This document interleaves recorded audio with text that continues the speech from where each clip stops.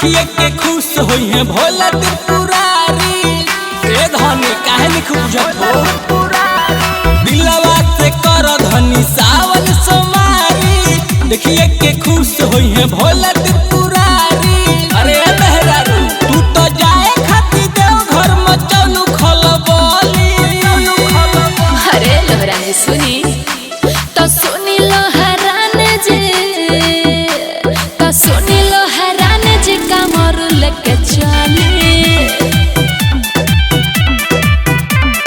बोलबम के नारा गुजता गली गली, सुनी लोहरान जी कमर लेके चली।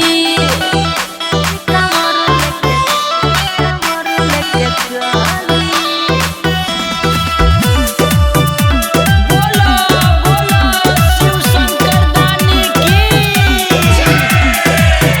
नया नोहर बारू धानी लागे ना कालाज हो। घूंघटा उठा के चलबू कही का समाज हो। बात के बुझा